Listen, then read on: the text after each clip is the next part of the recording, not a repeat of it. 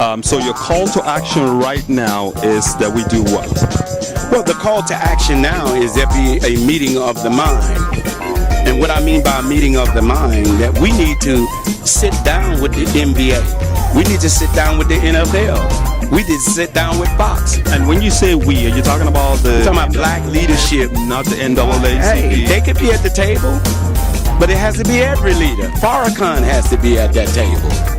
See? Somebody we trust. It can't be hand-picked people who can't even determine why should the NAACP be at the table when they miss this guy. Exactly, because that was my next question. I mean, how do you feel that the LA chapter of the NAACP was going to give this man a Life Achievement Award in the first place? Well, this ain't the first one, and this would be the second Life Achievement Award to him. So therefore, they have already turned a blind eye on who this man was and is. This is why the community should buy in. Ask the community who they want to see at the table. Stop picking people and assuming that they're our leaders. See, ask the people. You do all kind of other polls. Poll the people.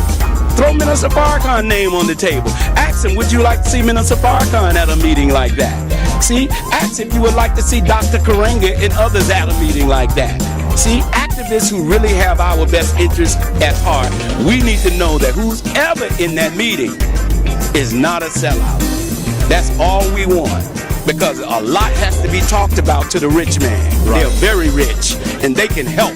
They can help a lot in the blighted areas of the inner cities and these major markets where the NBA plays. So one last question.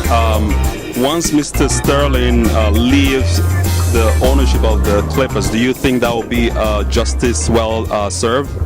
No, justice well served, it has to again be determined by the 8 steps of atonement. Justice well served have to be that there has to be a full-scale investigation on every owner now.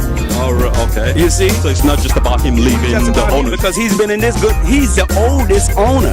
Right. If you go look up the meaning of the word clipper, that was a clipper ship called a slave ship called clipper ship.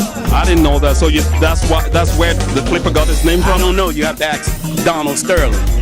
You see, what I do know is that what I do know in the book called The Secret Relationship Between Blacks and Jews, that they were the major proponents of the whole slave trade. They own the majority of the plantations in the South. The Donald Sterling's family? No, Jewish people. Jewish. Okay, I got it. I'm sorry. Thanks for clarifying. The owners are Jewish. Okay, that makes sense. See, journalists need to do investigate. They investigate the hell out of us. Y'all need to go investigate them and vet them. Right. Find out where their money have been. Right. Find out do the NBA and the NFL owners own prisons. See?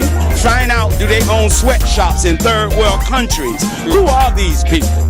Are they wicked owners or are they righteous owners?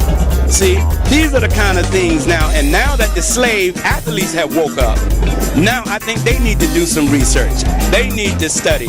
We need them to come to the community, and we want to empower them more. We love what the Clippers players did, but we need a little bit more from them. Correct. Yes. Thank you very much for your time. I appreciate it. Thank you. It's been a pleasure. Brother. My pleasure. Thank you, sir.